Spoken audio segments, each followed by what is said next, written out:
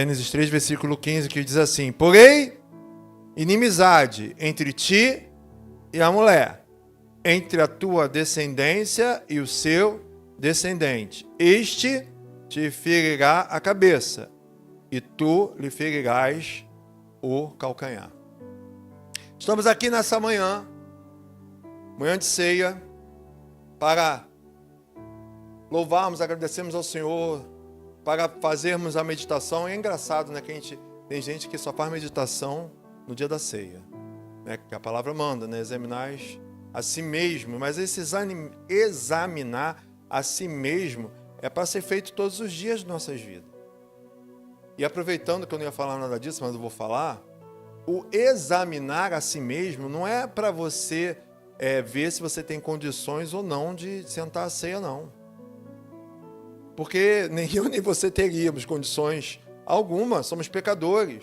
O examinar a si mesmo é buscar a direção do Espírito Santo para que ele lhe mostre algo que precisa ainda pedir perdão, de arrependimento. Muitas pessoas acham: não, vou me examinar, eu posso ou não, Senhor? Não. É examinar, Senhor, me mostra se algo que eu cometi, algo que eu falei, algo que eu fiz, me leva ao arrependimento para eu poder ceiar contigo, sentar à mesa. O examinar a si mesmo é isso. Por isso que eu digo que o examinar a si mesmo não é só no dia da ceia. Examinar a si mesmo é todos os dias. Porque estou falando aqui de algo que você pode ainda não lembrar, da necessidade de se arrepender, mas tem algo que você com certeza sabe que você errou e você precisa se arrepender. 99% das vezes a gente sabe que errou. Não sabe? Na hora vem o Espírito Santo, dá logo um cascudão na nossa cabeça. E foi. Senhor, me perdoa. Porque aquele que é guiado pelo Espírito Santo, ele não está isento de erro, amém? Mas aquele que é guiado pelo Espírito Santo é conduzido de novo para a presença do Pai. E nós temos que ter isso em nossas mentes, não somente no domingo de ceia. O tema da mensagem de hoje é a guerra que já tem vencedor. Nós travamos uma guerra espiritual todos os dias, amém? Amém? Porque se você não trava, irmão, é porque tu está fazendo a vontade do capeta. Né? Aí não precisa travar guerra nenhuma, porque tu já é dele, então fica com ele, ele não vai te perturbar. Né? Mas vou perguntar de novo. Travamos uma guerra espiritual todos os dias, amém?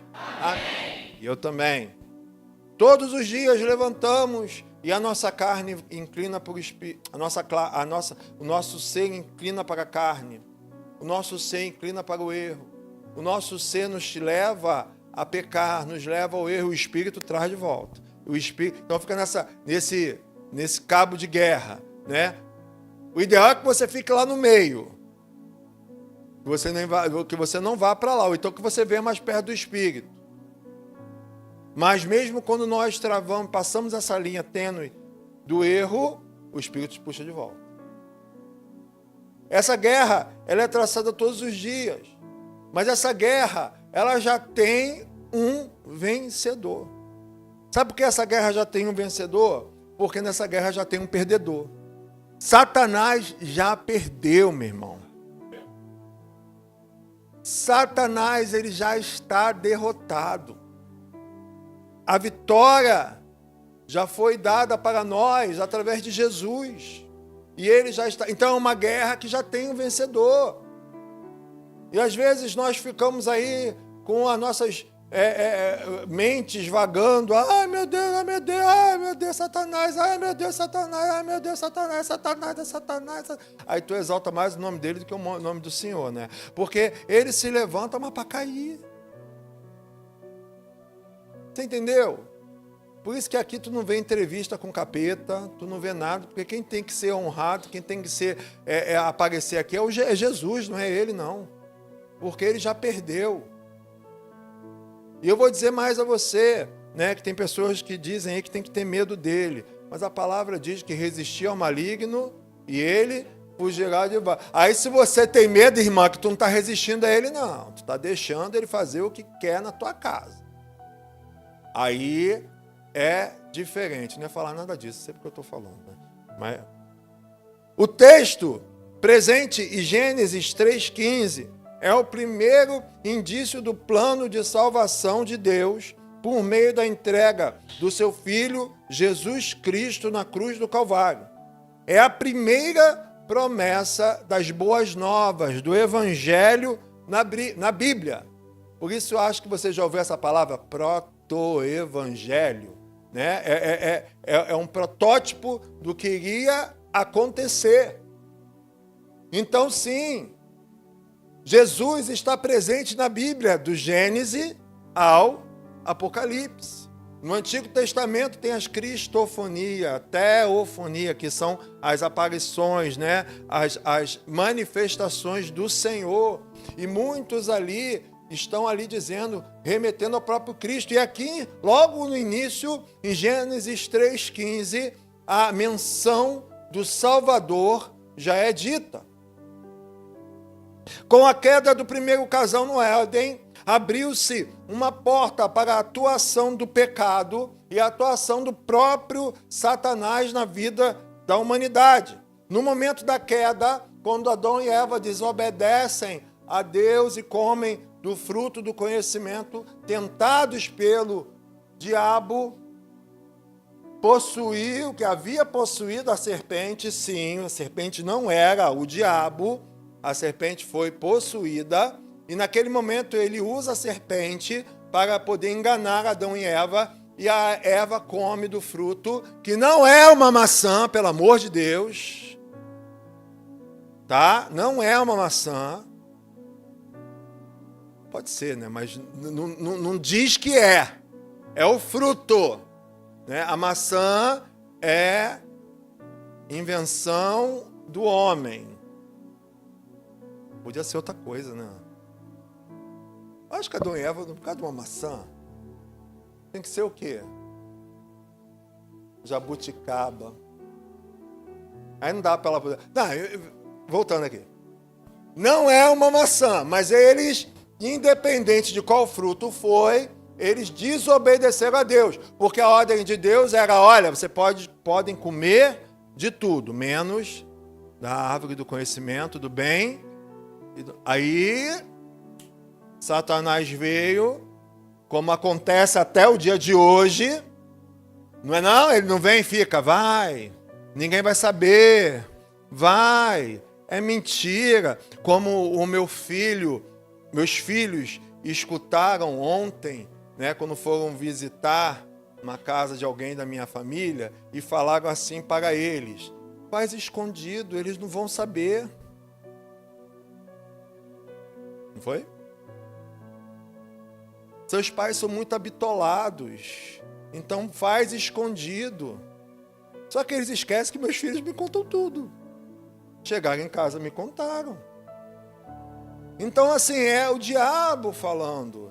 É o diabo usando, não é a pessoa. A gente tem que ter muita inteligência para entender, inteligência espiritual, que não é a pessoa. É a pessoa sendo usada.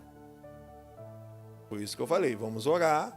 Aí a minha esposa falou, que é isso? Vamos orar, a gente já sabia que isso ia acontecer.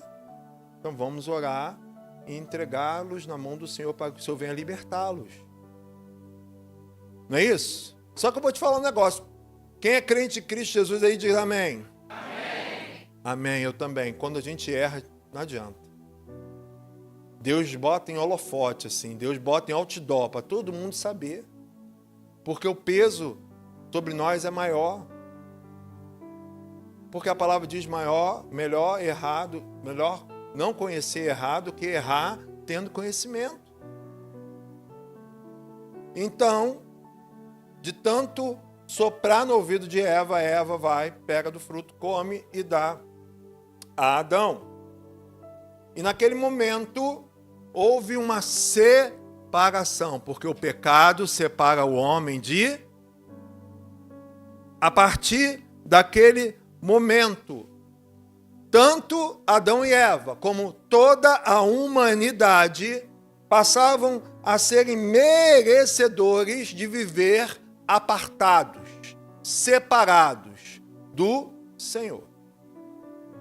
É interessante que se eu não me engano, em Romanos fala, Romanos e Hebreus, agora minha mente, e por um homem entrou o pecado, Romanos 5, para um homem, uma família, condenou toda uma humanidade. E fazendo um link aqui com o mês da família, às vezes um erro teu pode condenar toda a tua casa.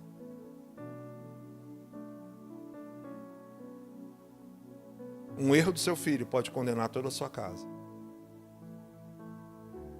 A gente tem que ficar de olhos bem abertos. Né, Yasmin? Né, Gabi? Né, GG? A gente tem que estar de olhos bem abertos. Elas não estão fazendo nada não, só falei o nome delas. Só. Estão prestando atenção.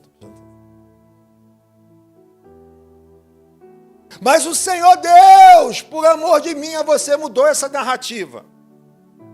Enquanto merecíamos descer ladeira abaixo, ali mesmo no jardim do Éden, bradou Deus contra Satanás e anunciou a vitória do bem sobre o mal. Amém? Anunciou já naquela época que havia esperança. Ali mesmo do Éden, a cruz já foi anunciada e me atrevo a dizer, a cruz já foi levantada naquele lugar. Vamos analisar o versículo de Gênesis 3,15. Mas antes, eu quero que você repita comigo. Deus já me deu vitória sobre o inferno. Amém? Gravou a frase? Vamos lá, todo mundo junto? 1, 2, 3 e já. Deus já me deu vitória sobre o inferno. Agora vira para quem está do teu lado e fala, Deus já te deu vitória sobre o inferno. Tomou posse aí, varão, varoa? Falei igual o pastor Simar agora, né? Falei igual o pastor Simar, né? Tomou posse aí, varão? Tomou posse aí, varoa? Deus já te deu a vitória sobre o inferno. Não quer dizer que ele não vai continuar tentando. Você lembra das 3 coisinhas? É o quê? Roubar. É 24 horas só para fazer isso. Então ele vai continuar tentando. Mas Deus já te deu vitória contra o inferno. E aqui no Éden houve uma declaração de guerra dada pelo próprio Deus. Ele fala, olha, porém inimizade entre ti e a mulher. Depois de Deus se virar para Eva e falar das consequências que teriam, que ela e as mulheres teriam devido ao pecado, Deus se volta para a serpente. O próprio Deus decreta uma sentença diretamente para Satanás, não para a serpente. Ele vira para Satanás e decreta a derrota dele naquele momento. Escrevendo este trecho, utilizando outras palavras, mas sem perder o sentido, ficaria assim. Presta atenção, esse trecho que eu quero dizer é, porém, inimizade entre ti. Volta aí, irmão. Amém. É só esse trecho aqui, ó.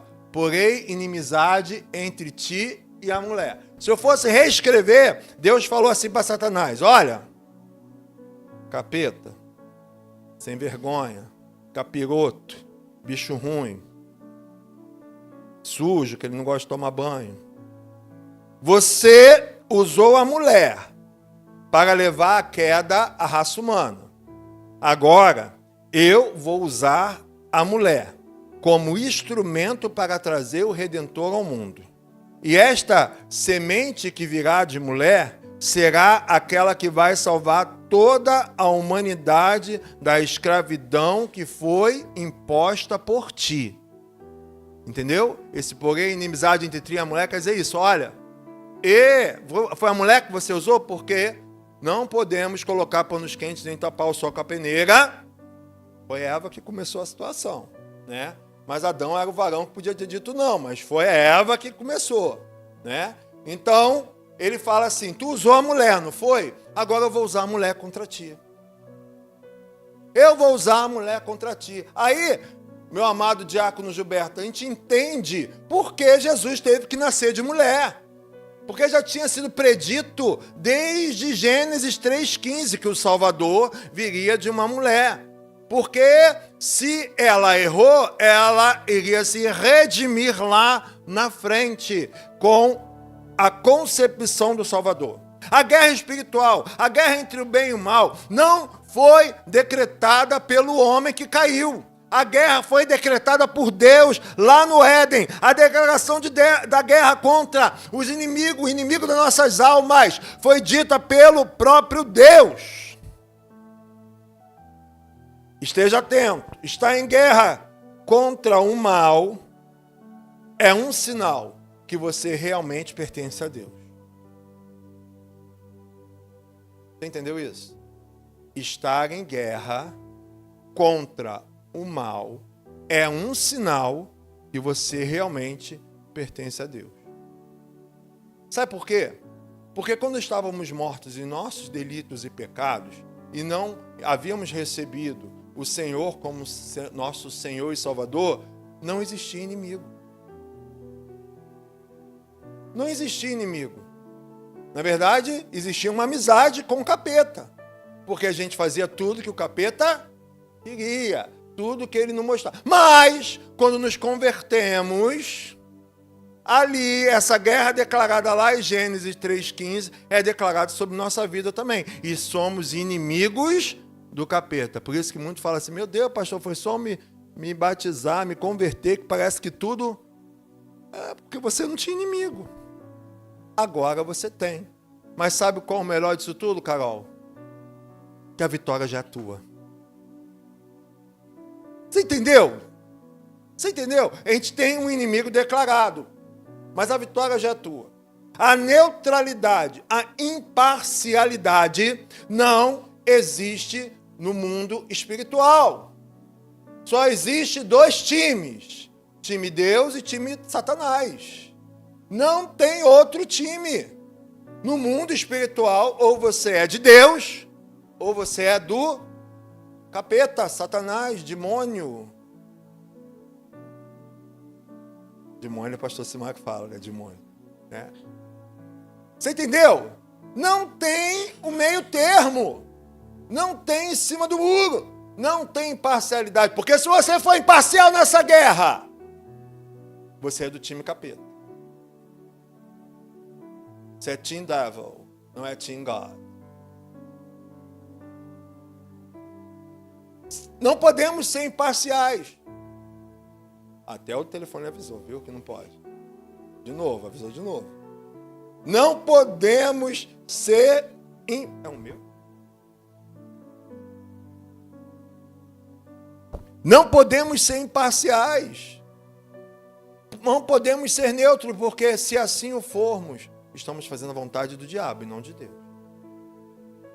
Temos que nos levantar. Deus separou a humanidade da aliança que havia sido feita lá no inferno com Satanás, porque a partir do momento da queda, do erro, houve uma aliança com Satanás e foi dada a permissão para ele. Deus fala assim, olha, nesse momento eu quebro essa aliança que foi feita lá no Éden. E eu vou abrir, e nós hoje sabemos que Ele abriu um novo e vivo caminho através do sangue de Jesus Cristo. Sangue esse que nos lava primeiro de todo pecado e nos leva para mais próximos de Deus. Sangue esse que nos deu a oportunidade de sermos chamados pelo próprio Deus de filhos. E você repete comigo assim, eu sou filho de Deus. Isso só foi dado lá na cruz, com Cristo morrendo por nós. A guerra já foi declarada. A segunda parte, bota lá de novo, Priscila, do início, 3,15. Porém, inimizade entre ti e a mulher, vai. Entre a tua descendência. Vamos analisar agora esse. Porque aqui nessa parte, entre a tua descendência e o seu descendente, foi declarado, foi revelado quem seria o alvo do inferno, o alvo do diabo. Entre a tua descendência, Deus mostra aqui claramente a rivalidade que existiria entre Satanás e a humanidade. E eu dou graças a Deus por isso. Eu sou rival dele, não amigo dele. Amém? Uma rivalidade que sentimos hoje, nessa guerra travada dentro dos nossos corações. Uma rivalidade que nós podemos se olhar para trás e ver, presente em toda a história, tanto bíblica,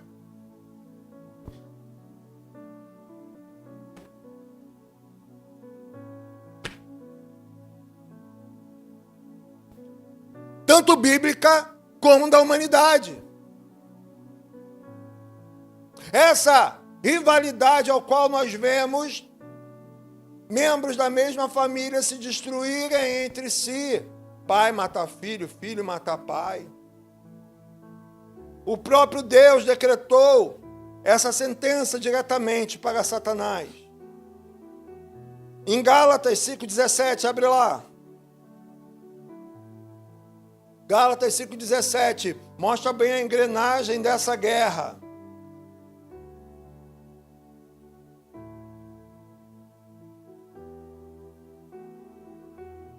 E diz assim: porque a carne milita contra e o espírito milita contra porque são opostos entre si, para que não façais o que porventura seja do vosso querer. Essa guerra, como eu te disse no início, é um cabo de guerra que te puxa para cá, te puxa para lá. Paulo também exemplifica este conflito em Romanos 7, 19 ao 20. Abre aí, Romanos 7, 19 ao 20.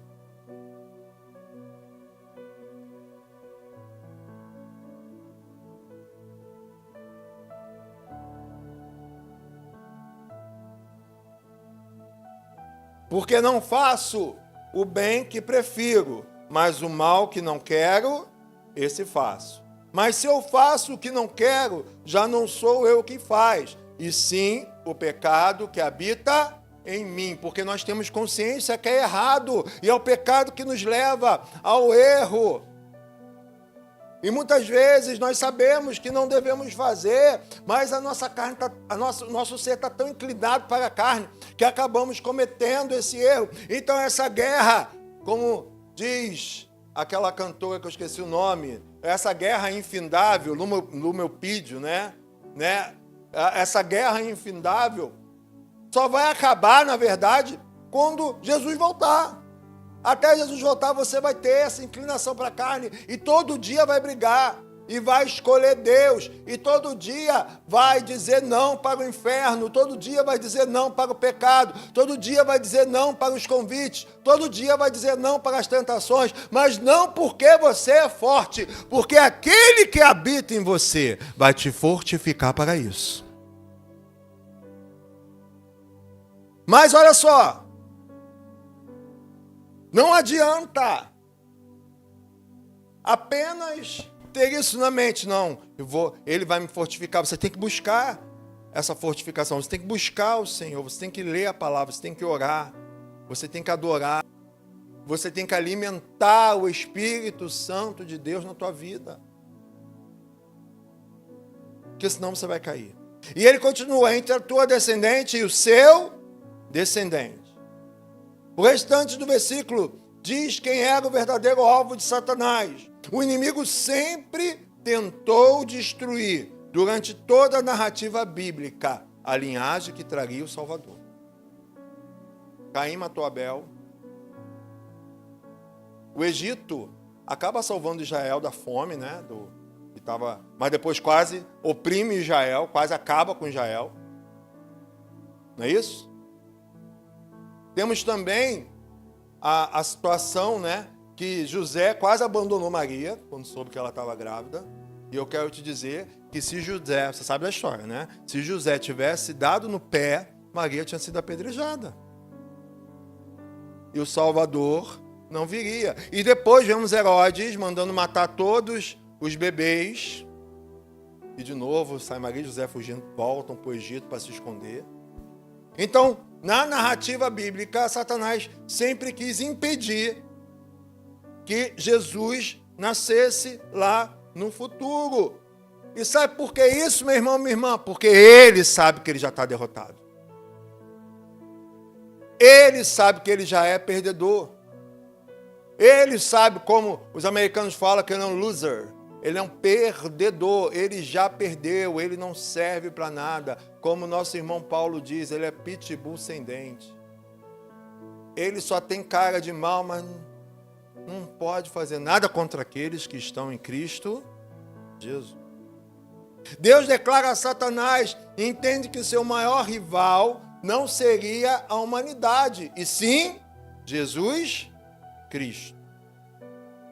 A batalha que eu e você travamos hoje, por muitas vezes, não é e nunca será sobre quem nós somos.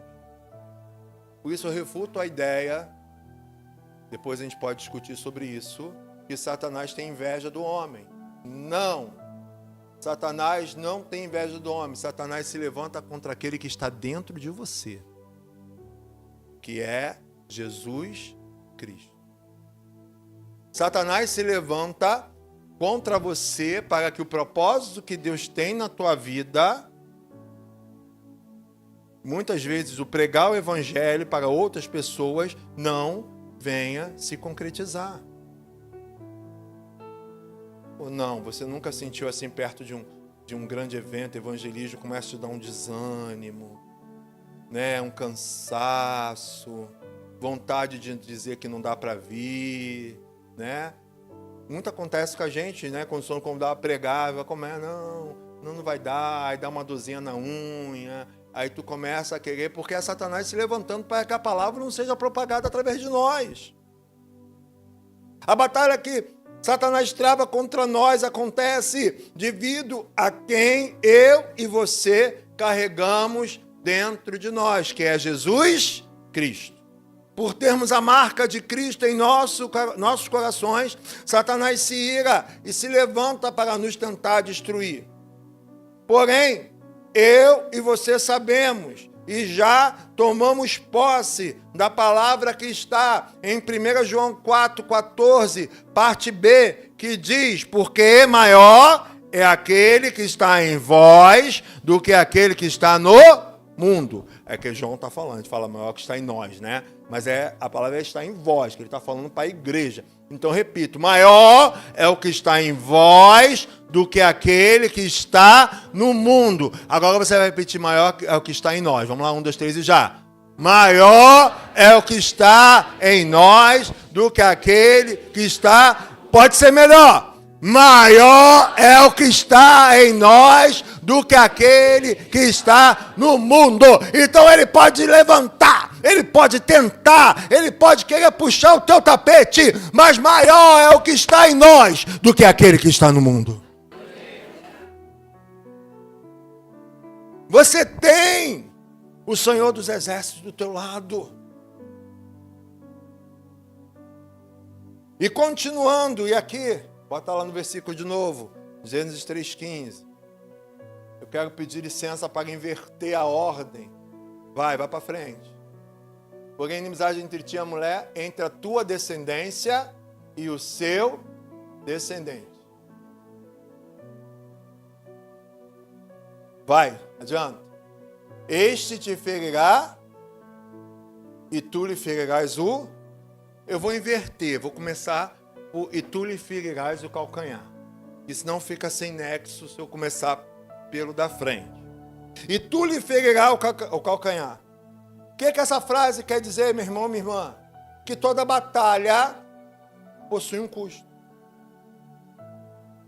Por mais que Deus já te deu a vitória, a batalha contra o bem e o mal pode gerar cicatrizes na tua vida.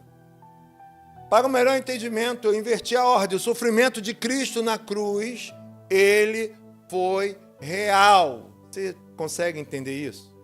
que Cristo sofreu na cruz, até antes da cruz, né? Com os açoites, que Cristo sentiu dor, que Cristo sofreu, que Cristo teve angústia, que Cristo teve agonia, que Cristo teve sede, que Cristo sofreu na carne tudo aquilo que foi feito com ele, amém? Porque tem gente que acha que não, que ele era Deus, então ele não sentiu nada, mas ele sentiu. Ele era Deus, mas também era homem, e ele sentiu. E tudo isso lhe causou muita dor e sofrimento. Na guerra espiritual, sempre haverá cicatrizes. É nesse sentido que Deus fala essa frase: e tu lhe ferirá o calcanhar. Jesus venceu o diabo na cruz, amém? Mas antes ele sentiu muita dor. Antes ele sentiu muita angústia. Antes o calcanhar dele foi ferido. Mas a vitória veio logo depois. Sabe o que eu quero te dizer, meu irmão? Que a gente às vezes carrega cicatrizes da nossa batalha espiritual. Mas isso não quer dizer que você é derrotado. Pelo contrário, as cicatrizes são para te lembrar que você pode até ter caído, se machucado, alguma coisa pode ter acontecido, mas a vitória veio porque Jesus te deu a vitória. É esse um dos motivos que eu não quis chegar a minha bomba de morfina, para me lembrar. Hoje eu não uso mais, mas está aqui o negócio dentro do meu abdômen. Mas toda vez que eu toco, eu me lembro da onde Deus me tirou. No sofrimento, numa dependência. E eu oro toda vez que eu deito para o lado de cá que me machuca, Senhor, obrigado por me lembrar. Aí vira para o outro lado. Porque cicatrizes existem. Cicatrizes, Renato, Alice, Maria do Socorro, vão existir nas nossas vidas. Esse negócio que vai ser tudo mil maravilhas também é uma invenção do capeta. Não é. Muitas vezes, o cristão se sente ferido pelas lutas da vida. Porém, não se esqueça, e preste atenção nessa frase. Um calcanhar ferido não impede o avanço de quem está em pé em Cristo Jesus. Não é, Anne? Um calcanhar, né, Evelyn? Um calcanhar ferido, não é, Lucimar? Não impede a vitória de quem está em pé em Cristo Jesus. Porque às vezes existem perdas no processo. Mas, assim como Deus fez com Jó, lá no final, Deus restitui, renova e dá vitória em Cristo Jesus. E vou te falar, nem sempre essa ferida é mortal, e não é mortal. Porque Deus está te protegendo, amém? Mas alguma coisa pode acontecer contigo. Ali mesmo no Éden, a vitória definitiva foi decretada. Aí eu volto para a frase de cima. Este lhe ferirá a cabeça. Este te ferirá a cabeça. Em outras versões, este esmagará a sua cabeça. Lembra que é Deus falando com Satanás. O descendente da mulher esmagará a sua cabeça. Jesus, o descendente da mulher, cumpriu essa promessa do Deus Pai na vitória obtida por ele mesmo na cruz do Calvário sobre Satanás. A cabeça de Satanás foi esmagada. Colossenses 2, 14 e 15 relata esta ocasião. Tendo cancelado o escrito de dívida que era contra nós e que constava de ordenanças, o qual nos era prejudicial, removeu-o inteiramente o escrito, a dívida, encravando-a na cruz e despojando os principados e as potestades, publicamente ao expôs ao desprezo, triunfando deles na cruz. Resumindo, Satanás não foi só derrotado, como foi envergonhado ali na cruz do Calvário. Mas, mesmo derrotado, eu quero te dizer que o inimigo ele tenta nos convencer de que ainda estamos sob o poder da escravidão do pecado. Ele tenta nos convencer que tem algum poder sobre nós. Mas a palavra de Deus diz que somos mais que vencedores em Cristo Jesus, não pelo que você é. Somos mais vencedores em Cristo. Somos vencedores pegando o caminho da vitória que já foi aberta por Cristo. É a mesma coisa que você pegar uma casa para construir e o alicerce já está pronto. Já está pronto. Você só vai obter vitória através da vitória obtida por Cristo na cruz. A autoridade de Satanás já foi destituída no Calvário. E esta vitória já declarada pelo próprio Deus lá no Éden, nos assegura que no grande dia presenciaremos a derrota definitiva de Satanás. O aprisionamento dele. Meu Deus, o que apareceu isso aí, gente? Coloca aí Romanos 16, 20.